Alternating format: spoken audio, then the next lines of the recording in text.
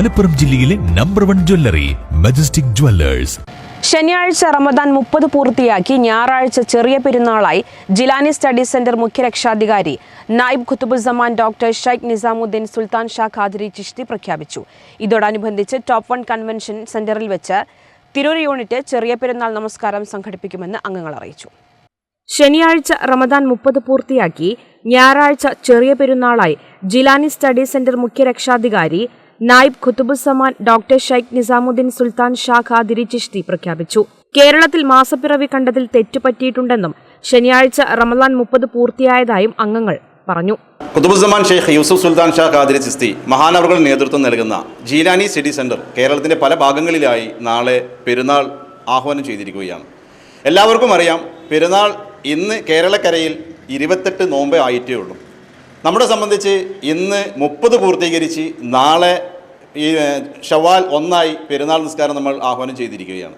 കഴിഞ്ഞ റമദാൻ 1 ഷഹബാനിൻ്റെ 29 രാവിലെ നമ്മളെല്ലാവരും കണ്ടു കഴിഞ്ഞിട്ടുണ്ട്. കേരളത്തിൻ്റെ പല ഭാഗങ്ങളിലുമായി മാസപ്പിറവി ദർശിച്ചതാണ്. സാധാരണഗതിയിൽ 29 മാസം ദർശിക്കുന്ന സമയത്ത് പലയിടങ്ങളിലായും വളരെ ദുർലഭമായി കാണേണ്ട മാസം നമ്മുടെ പല ഇടങ്ങളിലായി എല്ലാവരുടെ വീടുകളിൽ മുമ്പിലും നമ്മൾ മാസം കണ്ടു കഴിഞ്ഞു. ആയതുകൊണ്ട് നമ്മളൊരു കാര്യം മനസ്സിലാക്കേണ്ടതുണ്ട്. കേരളത്തിൽ മാസപ്പിറവിയിൽ തെറ്റ് സംഭവിച്ചിട്ടുണ്ട്. നമ്മളെല്ലാവരും ആ തെറ്റ് തിരുത്തി കഴിഞ്ഞാൽ വരാൻ പോകുന്ന പെരുന്നാളിൻ്റെ ദിവസം നോമ്പ് അനുഷ്ഠിക്കുന്ന ഒരു പ്രധാനപ്പെട്ട തെറ്റായ കാര്യം മാറ്റാൻ നമുക്ക് സാധിക്കും.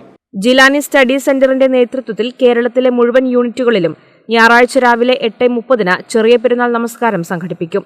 ഇതിന്റെ ഭാഗമായി JC തിരൂർ യൂണിറ്റിന്റെ ചെറിയ പെരുന്നാൾ നമസ്കാരം ടോപ്പ് 1 കൺവെൻഷൻ സെന്ററിൽ വെച്ച് നടക്കും. രാവിലെ 8:30 നടക്കുന്ന ചെറിയ പെരുന്നാൾ നമസ്കാരത്തിന് സിദ്ദീഖ് ഉസ്താദ് നേതൃത്വം നൽകുമെന്നും അംഗങ്ങൾ അറിയിച്ചു.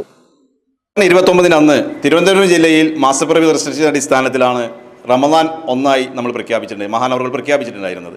ആ പ്രഖ്യാപിച്ചതിൻ്റെ അടിസ്ഥാനത്തിൽ ഇന്ന് റമദാൻ 30 പൂർത്തീകരിക്കുകയാണ്. ആയതുകൊണ്ടാണ് നാളെ ഈദ്ഗാഹ് നമ്മൾ പ്രഖ്യാപിച്ചിട്ടുള്ളത്. കേരളത്തിൻ്റെ പല ഭാഗങ്ങളിലായിട്ട് പെരുന്നാൾ നിസ്കാരം സംഘടിപ്പിക്കുന്നുണ്ട്. തിരൂർ പ്രദേശത്തുള്ള ആളുകൾ നിസ്കരിക്കാൻ സൗകര്യം നമ്മൾ തിരൂർ ടോപ്പ് 1 കൺവെൻഷൻ സെൻറ്ററിൽ വെച്ചിട്ട് നടത്താൻ ഉദ്ദേശിക്കുന്നുണ്ട്. ആ പ്രദേശത്തേക്ക് എല്ലാവർക്കും എത്തിച്ചേരണമെന്ന് ഈ ഒരു വേളയിൽ നിങ്ങൾ അറിയിക്കുകയാണ്.